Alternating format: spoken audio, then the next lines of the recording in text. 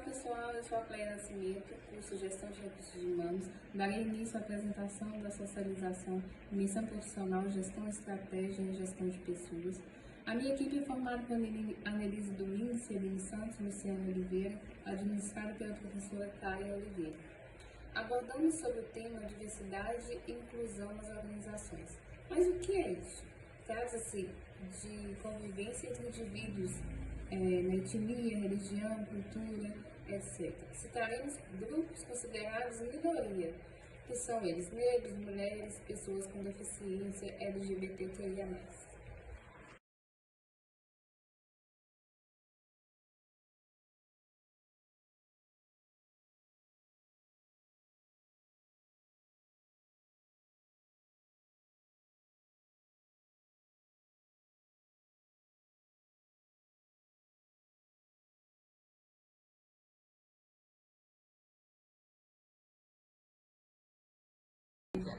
Negros na sociedade.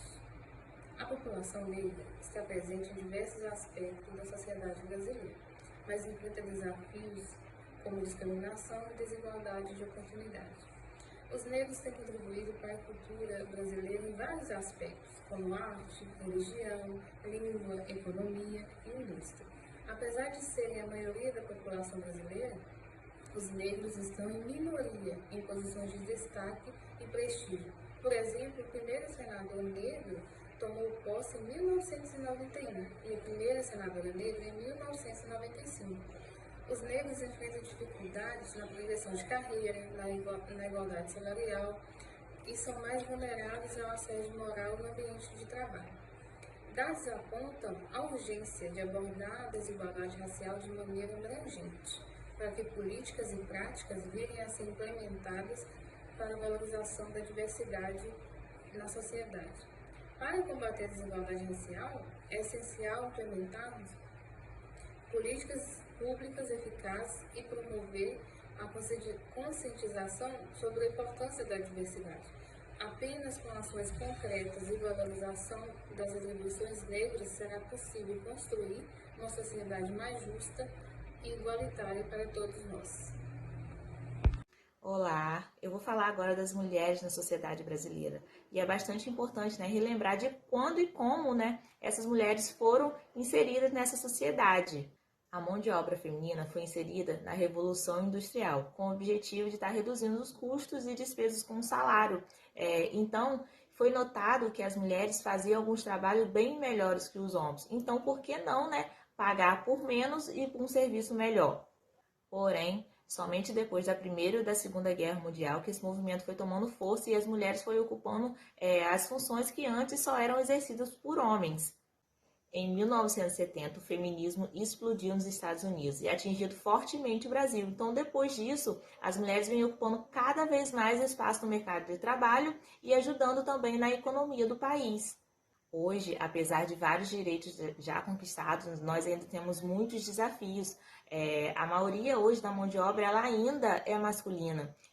A questão dos salários também tem a questão de desigualdade dos salários, porque hoje nós recebemos 20% a menos do que os homens. Nós também passamos por discriminação, por assédio. Tem também a questão do retorno da licença maternidade, a dupla jornada, porque muitas das mulheres hoje, a maioria, vamos dizer, somos provedores dos nossos lares. Então, muitas mulheres ainda têm essa dupla jornada, pois têm filhos, mães solteiras. Nós ainda temos muitos desafios ainda pela frente, porém, muita coisa já vem mudando, e muita coisa também já mudou. Um estudo nesse ano de 2024 apontou que a taxa de mulheres é de 48,1% de mão de obra no mercado de trabalho, enquanto aos homens é de 68,3%, ou seja, esse número de mulheres ele só aumenta. A diferença de nós mulheres hoje no mercado de trabalho, na sociedade, nas organizações, é porque nós somos mais comprometidas, nós temos mais flexibilidade, nós somos mais criativas, nós somos mais fáceis de lidar, nós lidamos também muito melhores com as multitarefas, ou seja, o mercado ele realmente está vendo o quanto nós somos importantes também, porque não só os homens, porque nós mulheres é bastante importante nos inserir nessa questão da sociedade. Vale lembrar também que hoje a participação de nós mulheres em cargos de liderança só vem aumentando. Cargos esses, né, que a gente jamais pensaria em estar, porque antes esses cargos realmente só eram de homens. E hoje o nosso reconhecimento, né, pelo nosso trabalho vem aumentando em mais e mais. E isso é muito importante para a sociedade. E apesar dos desafios, né, nós estamos lutando pelos nossos direitos, né, pelos direitos iguais. E acredite, o futuro é feminino. E agora eu vou estar passando a palavra para a Luciane. Hoje, meu nome é Luciane da Silva Oliveira e eu vou estar falando sobre a inclusão da pessoa com deficiência na sociedade. Falar sobre inclusão nada mais é do que falar sobre a inserção de pessoas portadoras de necessidades especiais no mercado de trabalho, no ambiente social, não é? Seja na escola, seja num grupo de amigos ou em uma empresa. A lei de número 8.213/91, que é a lei de cotas, lá no seu artigo 93, ela estabelece que toda empresa com 100 ou mais funcionários, ela tem que preencher uma parcela desse quantitativo com pessoas com deficiência, né? Mas a inclusão, ela vai além da obrigatoriedade, né? Nós sabemos que essas pessoas são pessoas vulneráveis, que muitas vezes têm preconceitos consigo mesmo, ou às vezes são taxadas na sociedade, não são aceitas, ainda existe muito isso. Eu trabalho como analista de responsabilidade social em uma empresa, e eu trabalho com esse quadro de pessoas, com a inclusão dessas pessoas no mercado de trabalho. E muitas são as dificuldades encontradas, né, no nosso dia a dia, durante o meu trabalho, nas ações que fazemos, que nós fazemos muitas ações, né, para incluir essas pessoas, para conscientizar as pessoas de que a pessoa com deficiência, ela tem os mesmos direitos e ela pode exercer as mesmas funções que as outras pessoas, não é? A inclusão dessas pessoas se trata também de uma independência para eles. É gratificante ver a forma como essas pessoas se sentem quando são acolhidas no mercado de trabalho, quando são aceitas em um determinado grupo, pois ali, através dessa inclusão, elas podem desenvolver as suas habilidades, podem trocar experiências ou conhecer, né, outros profissionais, o que pode arraigar mais conhecimentos para eles. É muito interessante quando nós passamos por esse ambiente, quando nós lidamos com esse tipo de pessoa, porque nós entendemos, né, quais são as suas reais necessidades e quais são as reais dificuldades que eles enfrentam no dia a dia. Além de tudo, a inclusão dessas pessoas, além de ser um grande desafio, é uma necessidade. É uma porta aberta para algo maior, não é? Porque incluir não é só pegar e jogar aqui, não, eu vou pegar e vou contratar alguém, vou jogar no mercado de trabalho e eu vou deixar ali, não. Se trata de cuidado, se trata de amor.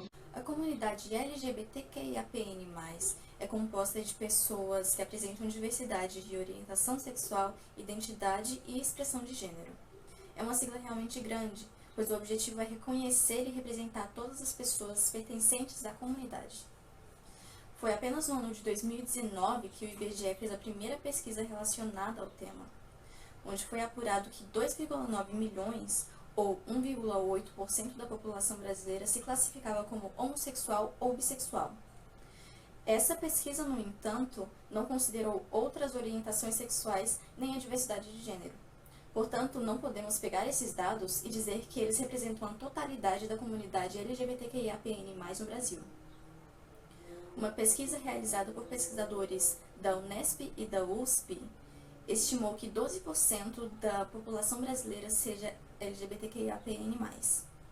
Já uma pesquisa internacional realizada pela Ipsos diz que o Brasil é o país com mais pessoas LGBTQIAPN+, no mundo, com 15% da sua população.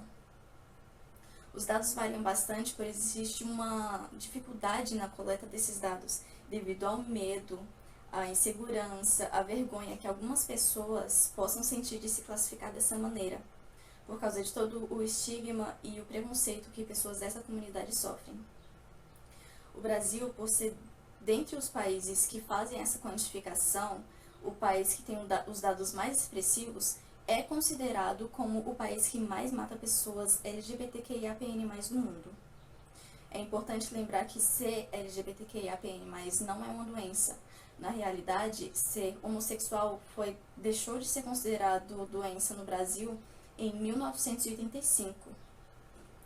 Pessoas LGBTQIAPN+ não são perversas e não têm o objetivo de destruir nenhuma instituição existente. Elas só lutam pelo direito de existir, de serem respeitadas, de amar e serem amadas.